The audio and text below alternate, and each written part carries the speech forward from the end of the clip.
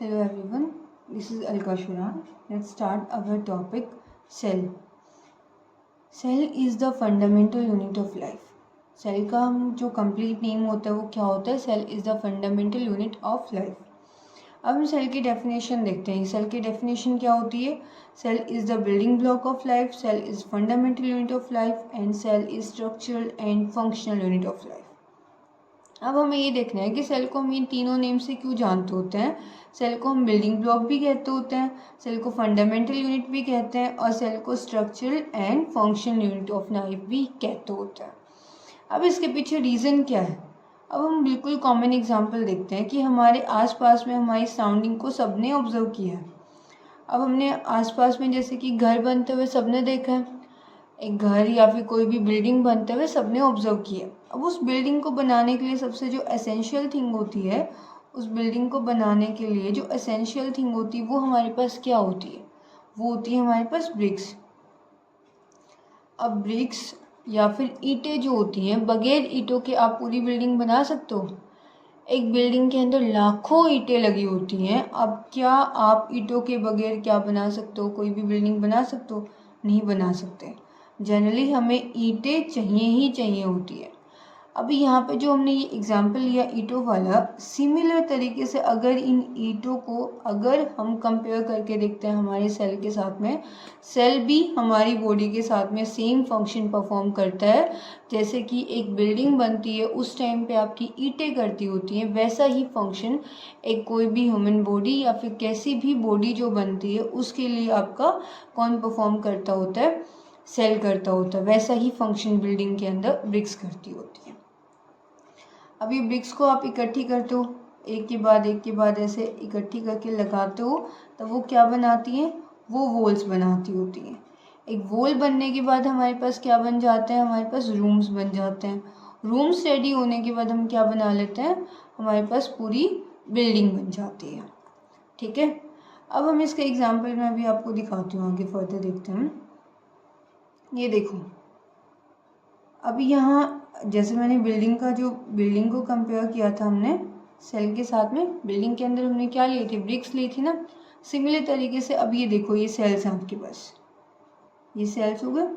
Sales इकट्ठा होके sales जो है वो एक ग्रुप बना के क्या बनाते हैं? टिश्यू बनता है. यानी कि यहाँ पे सिंगल सेल था, सिंगल को हम सेल बोलेंगे. 4, 5, 6 ऐसे इकट्ठे होके एक ग्रुप बना लिया, उस ग्रुप को हम टिश्यू बोलेंगे. टिश्यू से हमारे पास क्या बनता होता है? ऑर्गन बनता होता है. ऑर्गन से हमारे पास क्या बनता होता है? ऑर्गन सिस्टम बनता होता है. ऑर्गन सिस्टम बनने के बाद हमारे पास क्या होता है?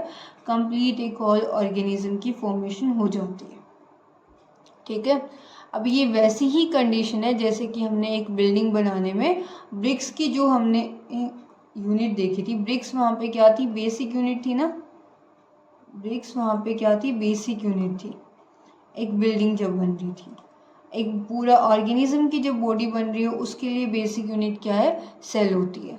अब हम इसको कंपैरेटिवली स्टडी करते हैं. एक साइड हम सेल की बात करते हैं, इधर वाली साइड हम लोग ऑर्गेनिज्म की बात करते हैं, और इस साइड पे हम लोग बात करते हैं एक बिल्डिंग की बात करते हैं. ठीक है. अब बिल्डिंग को बनाने के लिए सबसे बेसिक यूनिट या फिर एसेंशियल थिंग क्या होती है? ब्रिक्स होती है. ठीक है. वहीं पे एक ऑर्गेनिज्म को बनने के लिए क्या चाहिए होता है? सेल चाहिए होता है. सेल्स इकट्ठे होकर सेल्स ग्रुप बना के क्या बनाते होते हैं? टिश्यू की फॉर्मेशन होती है. उसके बाद ब्रिक्स इकट्ठी होकर क्या बनाती हैं?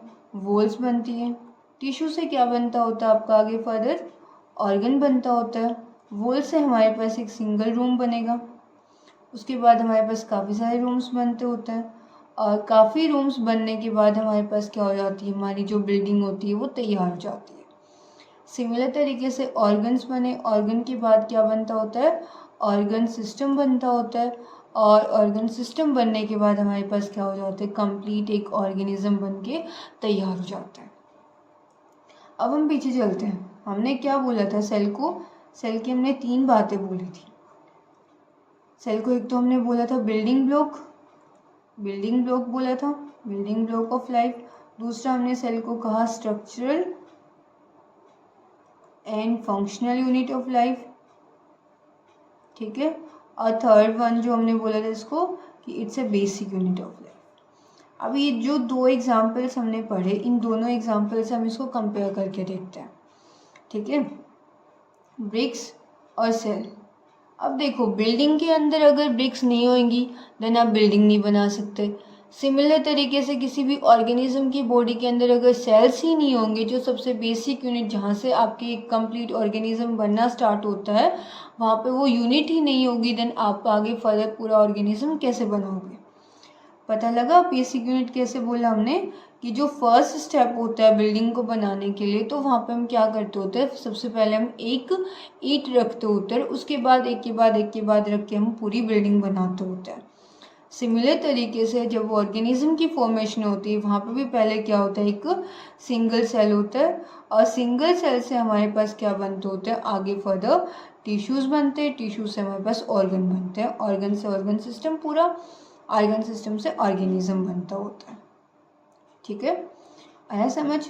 फिर हमने इसको बोला था बिल्डिंग ब्लॉक ऑफ लाइफ। अब ये पूरा बिल्डिंग का एग्जांपल भी मैंने समझाया, और एक पूरी ऑर्गेनिज्म की जो बॉडी बन रही है वो भी किसकी हेल्प से बन रही है, सेल की ही हेल्प से बन रही है। दूसरा हम बोलते हैं सेल को structural and functional unit of life. इसको हम नेक्स्ट डायग्राम से देखते हैं। अब इस डायग्राम को देखो आप सब लोग।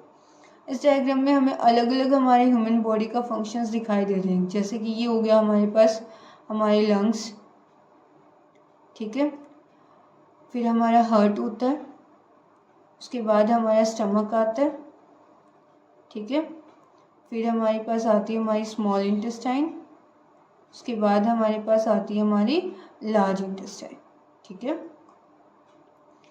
अब ये जो लार्ज इंटेस्टाइन, अब इन सभी जो हमारे सेल्स होते हैं, अब लंग्स का काम होता है ब्रीथिंग का, ठीक है, हार्ट का काम होता है सर्कुलेशन का, ब्लड को पूरी बॉडी के अंदर पहुंचाने का, स्टमक का काम होता है डाइजेशन का।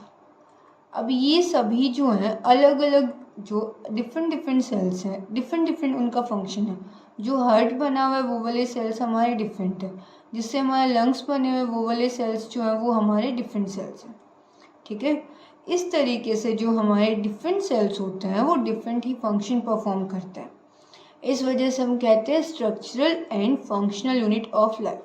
जो हमारे ऑर्गन्स बने हुए हैं ना, जो हमारे ऑर्गन्स बने हुए हैं, वो सब ऑर्गन्स भी तो हमारे किसकी हेल्प से बने हुए हैं, सेल्स की हेल्प से बने हुए हैं। दूसरा हमारी बॉडी में क्या है कि सेल्स का डिवीज़न हो रखा है फॉर द स्पेसिफिक वर्क के लिए, यानी कि जो हार्ट का काम होता है वो कार्डिक वाले सेल्स करते होते हैं, हार्ट का काम होता है पंपिंग का, पंपिंग में हमारे हार्ट वाले सेल्स होंगे। जो जो हमारी बॉडी के अंदर और अदर फंक्शंस जो होते हैं उन फंक्शंस को वो परफॉर्म नहीं करेंगे, उनका फंक्शन जो है वो एक तरीके से फिक्स्ड फंक्शन होगा। आई बात समझ। सो इस वजह से हम उसको क्या कहते हैं, structural and functional unit of life. जो हमारी बॉडी के अंदर जो भी हम ये फंक्शंस परफॉर्म करते हैं, लाइक ब्रीथिंग, सर्कुलेशन, डाइजेशन, ये सभी जो फंक्शंस परफॉर्म होते हैं किसकी हेल्प से होते हैं, सेल की हेल्प से होते हैं। और जो डिफरेंट सेल्स होते हैं वो डिफरेंट फंक्शन के लिए स्पेसिफिक होते हैं, ठीक है। Let's start now. हम देखते हैं सेल थ्योरी। सेल थ्योरी में सबसे पहले बात यह आती है कि सेल को डिस्कवर किसने किया था। अब हमने सेल की फंक्शनिंग देखी, सेल काम कैसे करता है वो सब तो हमने देख लिया, कि सेल काम कैसे करता है, सेल होता कैसा है, ये सब तो हमने देख लिया। अब बात यह आती है कि सेल को डिस्कवर सबसे पहले किसने किया था। सो सेल को डिस्कवर किया था रॉबर्ट हुक ने। रॉबर्ट हुक ने कब किया था, 1665 के अंदर इन्होंने अपने सेल को डिस्कवर किया। और इन्होंने सेल को किस में ऑब्जर्व किया था, कोर्क के अंदर ऑब्जर्व किया था। अब देखो कोर्क क्या होता है, ऑब्टेन फ्रॉम डार्क। अब ये देखो, ये पेड़ आपको सबको दिखाई दे रहा है, ये पेड़ के अंदर जो ब्लैक वाला पार्ट होता है, पेड़ के अंदर जो ब्लैक पार्ट होता है इसी को हम कोर्क कहते होते हैं। और ये जो ब्लैक वाला पार्ट होता है एक तरीके से ये डेड सेल्स होता है, डेड पार्ट होता है ये सेल का, ठीक है। अब नेक्स्ट जो हम एक नेम से और जानते होते हैं, हम रॉबर्ट हुक को क्या कहते होते हैं, फादर ऑफ साइटोलॉजी कहते होते हैं। साइटोलॉजी का मतलब क्या होता है, साइटो का मीनिंग होता है सेल एंड लॉजी का मतलब होता है study of cells, study of cells, ठीक है। आई होप आपको समझ आया होगा। अब हम देखते हैं कि इन्होंने डिस्कवरी किस तरीके से की थी सेल की। सेल की जो इन्होंने डिस्कवरी की, तो जो हमने अभी देखा ना बार्क, इन्होंने थिन स्लाइस लिया, इन्होंने थिन स्लाइस लिया बार्क की, और उस थिन स्लाइस को इन्होंने ऑब्जर्व किया, थिन स्लाइस को इन्होंने ऑब्जर्व किया अपने खुद के हैंडमेड माइक्रोस्कोप के अंदर। जो माइक्रोस्कोप था ना इनका, बहुत ज़्यादा एडवांस माइक्रोस्कोप नहीं था, इनका खुद का बनाया हुआ माइक्रोस्कोप था, खुद के हाथों से बनाया हुआ। उस माइक्रोस्कोप के अंदर इन्होंने ऑब्जर्व करना स्टार्ट किया, एक थिन स्लाइस, पतली सी स्लाइस लेके। जैसे ही इन्होंने ऑब्जर्व करना स्टार्ट किया तो इनको क्या मिलता है कि ये देखते हैं कि वहाँ पे इनको स्मॉल स्मॉल कंपार्टमेंट्स मिलते हैं, और स्मॉल कंपार्टमेंट्स में क्या हो रखा है, उनको दिखाई देती है सेल वॉल। और जैसे ही उनको सेल वॉल दिखाई देती है तो वो उनको कंसीडर कर देते हैं कि ये हमारा क्या है, एक सेल है। ठीक है, सेल वॉल भी इनको किस तरीके से दिखाई देती है, ऐसे इनको लिटिल लिटिल कंपार्टमेंट्स दिखाई देते हैं, और उन कंपार्टमेंट्स को डिवाइड कर रखा है, उनको कवर करती है सेल वॉल, और इन्होंने बोल दिया इसी को सेल।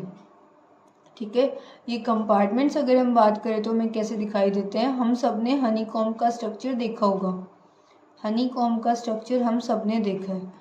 वो हनीकॉम्ब का जो स्ट्रक्चर होता है वैसे ही इनको लिटिल लिटिल कंपार्टमेंट्स दिखाई देते हैं, और उन लिटिल कंपार्टमेंट्स को इन्होंने बोला सेल। और एग्जैक्टली सेल जो होता है वो किसका वर्ड है, वो लैटिन लैंग्वेज का वर्ड होता है।